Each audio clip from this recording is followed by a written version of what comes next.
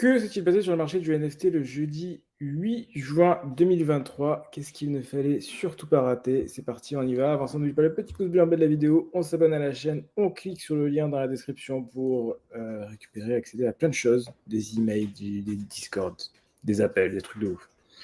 Vous récupérez plein de choses, du très très lourd pour tous ceux qui veulent faire plein de choses intéressantes avec les NFT. Regardez le nom de la chaîne, essayez de comprendre, vous allez y arriver. Alors, c'est parti. Déjà, grosse nouveauté. Enfin, grosse nouveauté. Oui, grosse nouveauté. Venez me regarder et abonnez-vous sur Kik.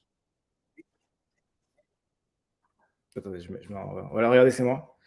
Donc là, je suis sur Kik en live, kik.com/nft-monnaie-meta. C'est pour ça que je préfère la vidéo hier, parce que je n'arrivais pas à le faire ici, le streaming. Voilà, je suis là, je suis dispo, je suis en ligne. Abonnez-vous, particulièrement 75 abonnés, je crois, un truc comme ça. Puisque après, du coup, je gagne de l'argent sur Kik, donc c'est bien. Donc si je gagne de l'argent sur Kik, ça veut dire quoi? Ça veut dire que je fais plus de vidéos, plus de lives, des lives plus longs, avec plus de choses à l'intérieur. Parce que du coup, moi, je vais gagner plus d'argent, donc vous avez plus de contenu. Ça me semble une excellente idée. Donc abonnez-vous, kik.com/nft-monnaie-meta. Je vous mettrai le petit lien dans la description. Mais du lourd, allez-y. En plus, je serai partie des tout premiers, streamers crypto sur Kik. Voilà. Donc, allez-y. Alors, qu'est-ce qui s'est passé? Kraken se lance dans les NFT. Kraken, pour ceux qui ne connaissent pas, c'est pas la créature,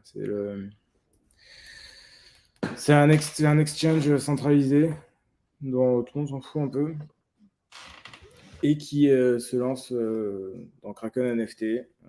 Bon, ça n'a pas l'air incroyable, mais bon, en un sens, ça n'a pas l'air incroyable, mais il y avait de l'argent à faire à l'époque sur FTX.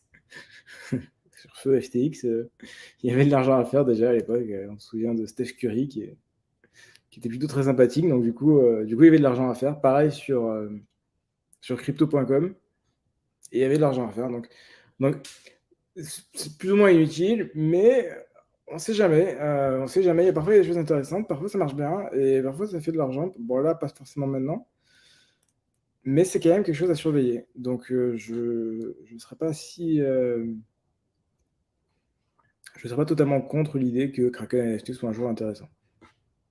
Pas aujourd'hui, mais peut-être un jour. Voilà. Ensuite, on a... ok, après je parle que du Bitcoin. Alors, après on va parler que de Bitcoin au final, puisque ce qui se passe en ce moment, c'est beaucoup de Bitcoin. Je vais commencer par Memland, puisque Memland, ça en est entre les deux. Memland a lancé officiellement les waitlists du token MEM. Pourquoi hier? Enfin, pourquoi 9 juin? Parce que 9 juin, en anglais, on met le mois avant et le jour après. Donc, mois 6, jour 9, 69, c'est rigolo. Ça correspond à Memland. Donc, du coup, ça sort évidemment le 9 juin. Voilà, donc ça c'est cohérent. Donc du coup, Memcoin, deux choses sur Memcoin. Déjà, il y aura un ERC20 et un BRC20. Donc il y a les deux qui vont sortir. Et, c'est pas fini, sans ordino. Uniquement 100, ce qui est ultra faible, ce qui va avoir une petite fortune, c'est à peu près sûr. Donc voilà, donc Memland s'adapte, c'est faire les choses bien. Sur le concept, c'est la même chose que ce qu'ils avaient fait sur les waitlists pour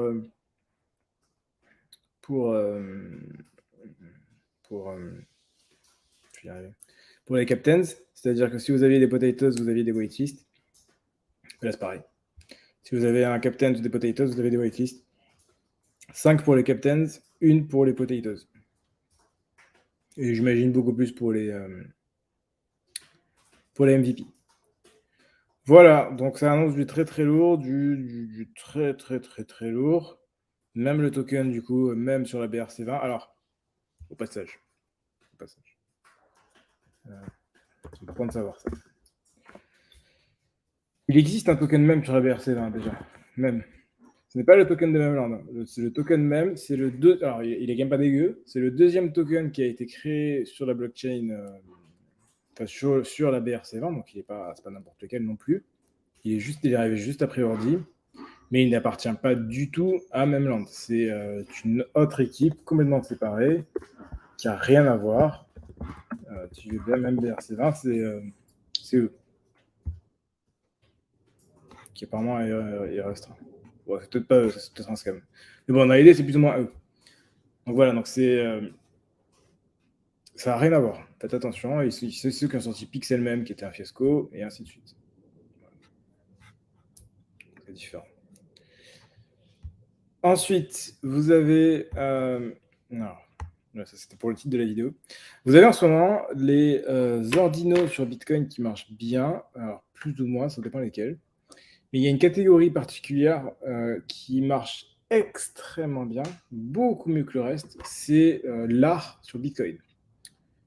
Pourquoi l'art sur Bitcoin marche mieux? C'est déjà une petite question con, mais pourquoi? Il y a une raison particulière, il y a une raison principale à ça, c'est que le Bitcoin est considéré comme la blockchain mère, enfin la blockchain, le top du top. Si on va faire de l'art sur la meilleure des blockchains, on considère que c'est du coup de l'art haut de gamme. Et donc, du coup, si on balance des artistes qui étaient déjà haut de gamme et qui vont aller faire de l'art sur Bitcoin, ben là, du coup, ça devient hyper intéressant. Et donc, du coup, on va se dire, ah oui, mais comment on connaît les grands artistes? Comment on sait quels artistes peuvent être intéressants? Quels artistes font de l'art sur Ordinals? Quels artistes peuvent potentiellement passer de Ether à Bitcoin? Et bien, comment on fait ça? On s'abonne à la newsletter nftmoneymetaverse.substack.com. Puisque par exemple, et d'ailleurs je le regrette un peu parce que j'aurais dû gratter une whitelist, j'ai fait n'importe quoi. Par exemple, ici,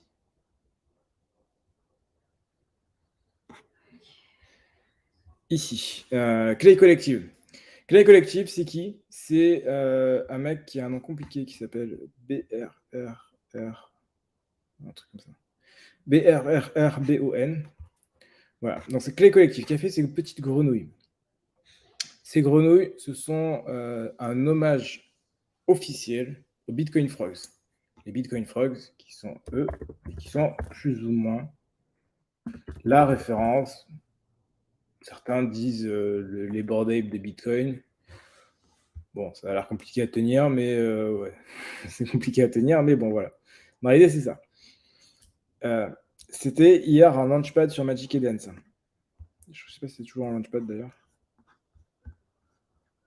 Ouais, c'est toujours un launchpad. Non, c'est toujours un launchpad. C'était un launchpad sur Magic Eden à. C'est dommage, j'aurais bien aimé vous montrer. C'était un launchpad sur Magic Eden à 0,00, donc on rajoute un 0,55. Ce qui fait qu'on a un x8, x7, x8, donc on a un multiplicateur très élevé, sachant que ça paraît faible, hein, 0,035 Bitcoin, 0,035 Bitcoin, ça fait quand même 0,5 Ether à peu près, 0,5 Ether, ça fait quand même 1000 $. Donc c'est pas, on n'est pas du tout sur des montants, on n'est pas du tout sur des montants faibles. Pourquoi cette personne a marché? Qui est cette personne? À quel est le délire? Ben voilà, donc du coup, collab officiel avec Bitcoin Frogs. 2, l'artiste est connu. J'avais fait justement, petite coïncidence, mais j'avais fait un post Substack il y a quelques jours, il y a vraiment pas longtemps, 27 mai, donc il y a un peu moins de 2 semaines, justement sur l'artiste, donc BRRPON, et qui du coup se met à faire de l'art sur Ordinals. Donc tous ces artistes que vous voyez et que vous avez dans ma newsletter, tous ces artistes qui, s'ils se mettent à faire de l'art sur Ordinals, ils ont de très très très grandes chances de bien marcher, même de très très bien marcher. Donc voilà, donc si vous voulez être tenu au courant, nftmoneymeters.substack.com et vous avez l'ensemble des artistes. Et là, pour le coup, c'est important. Et là, c'est intéressant. Voilà où j'ai pas pensé à le faire. Normalement, je le fais, j'ai oublié. C'est qu'en plus de ça, moi, je parle d'artistes, donc du coup, je peux aller gratter des waitlists. Donc, c'est intéressant. Deuxième exemple, Abstraordinals. Abstraordinals, ça vient d'une artiste de chez Azuki. Je crois qu'elle ne fait pas partie de l'équipe, mais c'est une whale. C'est sorti il y a 3 semaines de ça, un truc comme ça, à 0,01 en whitelist, 0,02 en public, 0,01. On y était il y a quelques jours, mais bon, pas grave. On est à 0,9 Bitcoin. 0,9 Bitcoin, ça représente 30 000 $, un peu moins, 25 000. Ça dépend du cours auquel vous regardez la vidéo. C'est monstrueux. C'est monstrueux. L'art sur Bitcoin, sur des petites collections, c'est toujours des petites supplies au passage. 100, 200, 300, pas plus.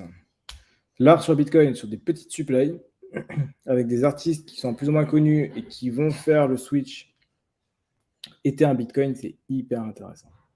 Et donc, du coup, il faut vous intéresser à ces artistes qui risquent de faire la transition. Si demain, on a un grand tune, par exemple, qui fait la transition Ether Bitcoin, on sait que c'est hyper intéressant, hyper intéressant. Voilà. Donc, regardez la newsletter, si vous avez en plus un lancement, c'est spécialisé Artist Ordinals. Et c'est comme ça que vous allez pouvoir vous en sortir au final. Ça paraît con, mais je sais que je fais du bon travail, donc je peux le mettre en avant. Voilà, et c'est tout pour aujourd'hui. Je ne sais pas si j'ai d'autres exemples. J'en dois en sortir un truc. Ah oui, il y a Cypherglyph aussi. Cypherglyph, j'en avais parlé pendant le NFT Morning le dernier. Cypherglyph, c'est un peu moins impressionnant. C'était 0,01, on est à 0,06. C'était monté à 0,15, un truc comme ça, il y a 2 jours. Là, ça a descendu. C'est de l'art génératif sur Bitcoin, ça a un très très gros potentiel, ça aussi. Il a été même à 0,06, c'était pas extrêmement cher. Bien évidemment, c'est pas un conseil financier. C'est pas extrêmement cher. Voilà. Et voilà, et c'est tout pour aujourd'hui. Pour rappel, hein, du coup, abonnez-vous sur Kik. Salut Mohamed Yassine, salut Ami Mogé, salut Chris. Ouais, il y a clairement grandes chances que le token pump au début. Après, j'imagine qu'il va y avoir du vesting, tu ne pourras pas vendre tout au démarrage, tu pourras en vendre qu'une partie. Dans tous les cas, ce sera un très gros token. Ok, eh bien, écoutez, merci à tous d'avoir vu cet épisode. On se retrouve dès lundi pour une prochaine vidéo. Dès peut-être avant, si vous vous abonnez à Kik et que du coup, j'ai dépassé les 75 abonnés pour faire des lives où je gagne de l'argent. Là, vous en aurez plus des vidéos. Donc voilà, vous savez ce qu'il vous reste à faire. On se retrouve lundi pour un prochain point quotidien. D'ici là, portez-vous bien, passez un bon week-end et à la prochaine.